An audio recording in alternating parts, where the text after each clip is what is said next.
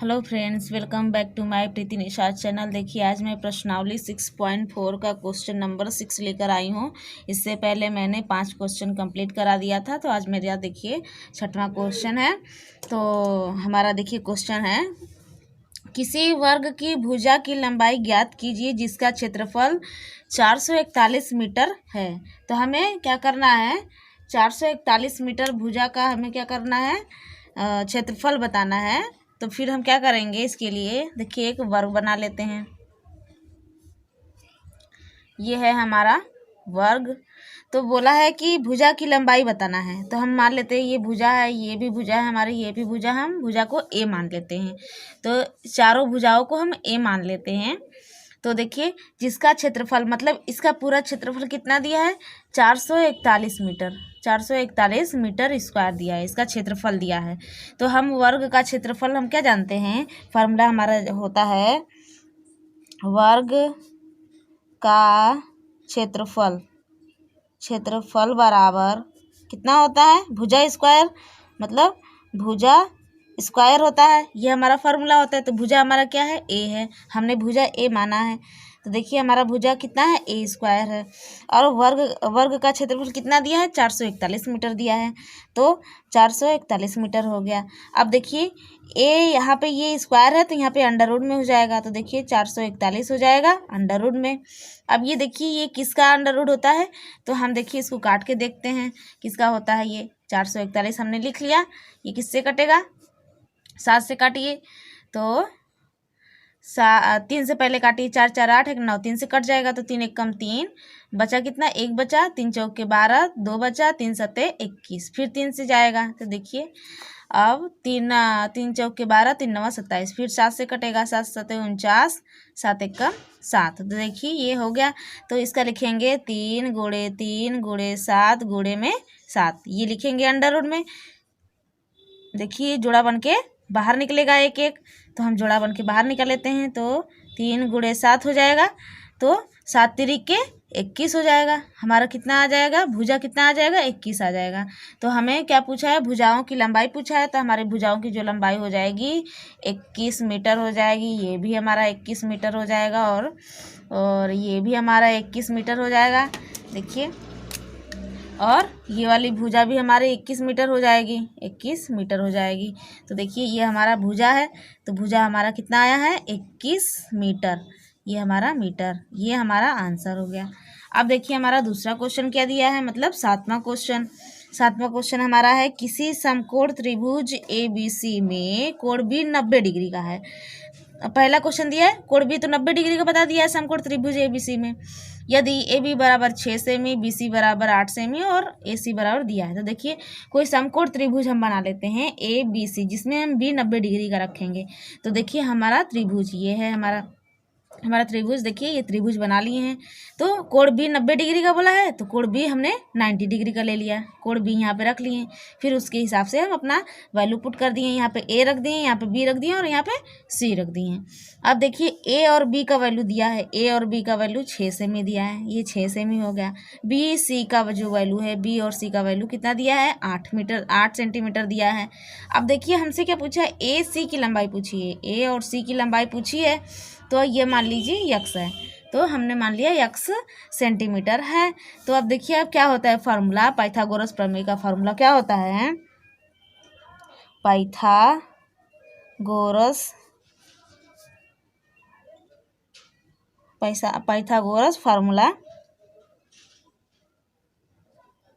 Pythagoras सूत्र क्या होता है हमारा, कर्ण का स्क्वायर, मतलब कर्ण का स्क्वायर बराबर में लंब का स्क्वायर प्लस आधार का स्क्वायर, ये फार्मूला होता है पाइथागोरस का।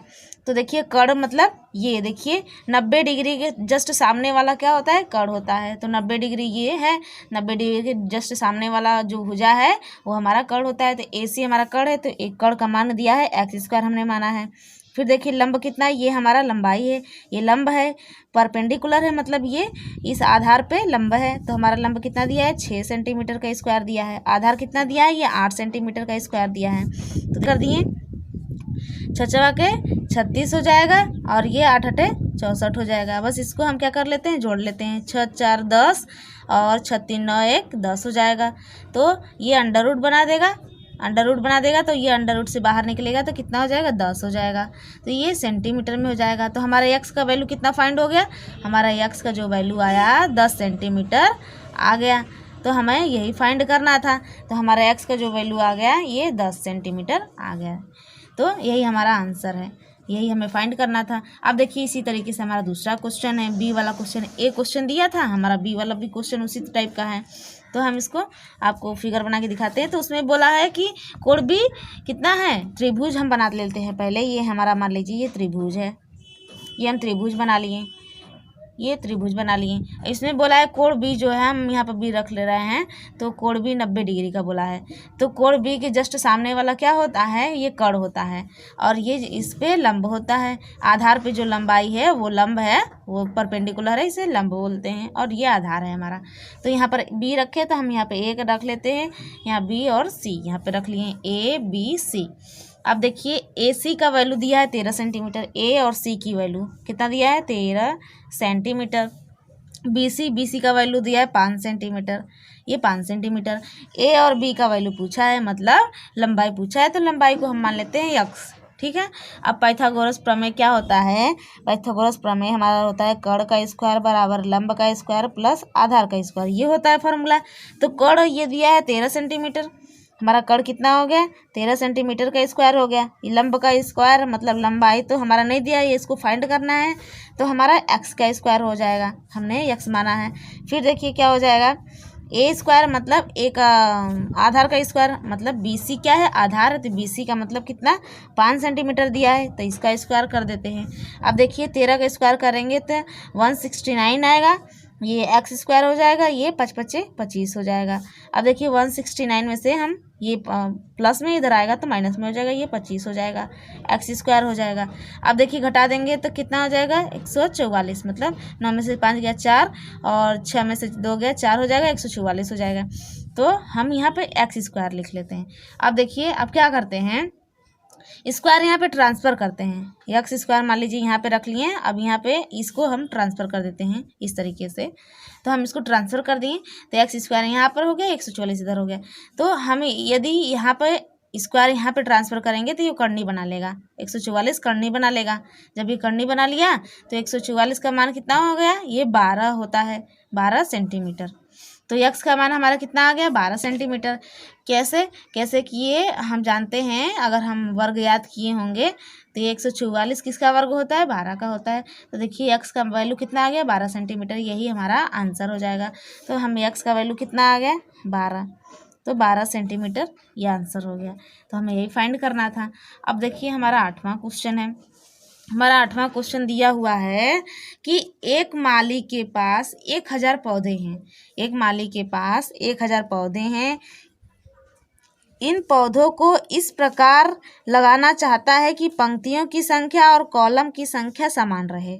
इसके लिए कम से कम पौधों की संख्या ज्ञात कीजिए जिसकी उसे आवश्यकता हो। तो देखिए माली के पास 1000 पौधे हैं, कुल कितने पौधे हैं 1000 पौधे हैं। तो हमें क्या करना है 1000 का वर्गमूल लेना है, भाग विधि से हमें वर्गमूल निकालना है। और बोला है कि कम से कम पौधे की संख्या ज्ञात कीजिए जिसे उसकी आवश्यकता है, मतलब कम से कम आवश्यकता है, उसे आवश्यकता है मतलब उसे जोड़ना है, कम से कम कितना जोड़े, मतलब जोड़ना है, उसे कितना आवश्यकता है मतलब उसे और लेना है, उसे आवश्यकता है मतलब उसे और लेना है, मतलब जोड़ना है। कम से कम कितने पौधे की आवश्यकता है या कितने पौधे की संख्या है होगी जो रहे, ऐसा हमें पूछा है कि इसके लिए कम से कम पौधों की संख्या ज्ञात कीजिए जिसकी उससे आवश्यकता है। तो कम से कम हमें कितने की पौधों की आवश्यकता है, तो देखिए कल क्वेश्चन में क्या बोला था कि कम से कम हमें इसमें कितना जोड़ दें कि हमारा पूर्ण वर्ग हो जाए। तो यही बोला है कि 1000 पौधे में हम कितना जोड़ दें, कम से कम कितना जोड़ दें कि ये हमारा पूर्ण वर्ग हो जाए, मतलब पंक्तियों की संख्या और कॉलम की संख्या समान रहे, यही बोला है, पंक्तियों की संख्या और कॉलम की संख्या समान रहे, ये बोला है क्वेश्चन में। तो हम कल क्वेश्चन कैसे बताए थे, जैसे हम वर्ग बताए थे इसको भाग विधि से, तो हम क्या करते हैं एक अधिक बार ले जाते हैं। जब कम से कम जोड़ने वाला क्वेश्चन होता है कि हमें कम से कम क्या जोड़ दें कि हमारा पंक्तियों की संख्या और कॉलम की संख्या समान रहे, तो ऐसे क्वेश्चन में हम क्या कर देते हैं, एक अधिक बार ले जाते हैं, जब भी ले जाते हैं एक अधिक बार ले जाते हैं। तो देखिए हम यहाँ पे लिख देते हैं 1000, इसका भाग विधि से वर्गमूल लेना है, तो भाग विधि से देखिए वर्गमूल निकालते हैं, इसका 2 का जोड़ा बना लिए। अब 3 बार जाएगा, 3 का पहाड़ा 3 बार पढ़ेंगे, 3 3 9, ये देखिए 1 बचेगा, ये 00 हो जाएगा, 3 और 3 6। अब देखिए 00 इसलिए उतार लेंगे क्योंकि 6 में 1 का भागा नहीं जाएगा, इसलिए अब देखिए इसीलिए हम दोनों जोड़ा उतार लिए। यहाँ पे हम प्लस कर देते हैं, कितनी बार गया है, 3 बार गया, 3 बार लिख लिए। अब देखिए हमें क्या करना है, अगर 1 बार ले जाएंगे तो ये भागा चला जाएगा, अगर हम 2 बार ले जाते हैं, 2 बार ले जाते हैं, 6 कम 6, तो भागा आसानी से चला जाएगा। लेकिन हमें कम से कम जोड़ने की बात बोला है, हमें कम से कम जोड़ने की बात बोला है, तो हम इससे अधिक बार ले जाते हैं, इससे अधिक बार ले जाते हैं। हम अगर 2 बार ले जाते हैं, 6 दूनी के 12, ये अधिक बार हो जाएगा। तो हमें पता चल जाएगा कि हम इतना ही जोड़ दें कि पंक्तियों की संख्या और कॉलम की संख्या समान हो जाए, मतलब ये पूर्ण वर्ग बन जाए। तो 2 दूना के 4 हो जाएगा, 6 दूनी के 12 हो जाएगा। अब घटा देते हैं तो कितना आ जाएगा, हमारा 24 आ जाएगा। अब देखिए यही 24, हमें इसी 24 की आवश्यकता है जिससे हमारे पंक्तियों की संख्या और कॉलम की संख्या समान हो जाएगी, मतलब ये 1000 पूर्ण हो जाएगा, मतलब 1000 पूर्ण वर्ग बन जाएगा। तो हमें कितनी की आवश्यकता है, तो हम यहाँ पे लिख लेते हैं, अतः कम से कम पौधों की संख्या जिसकी माली को आवश्यकता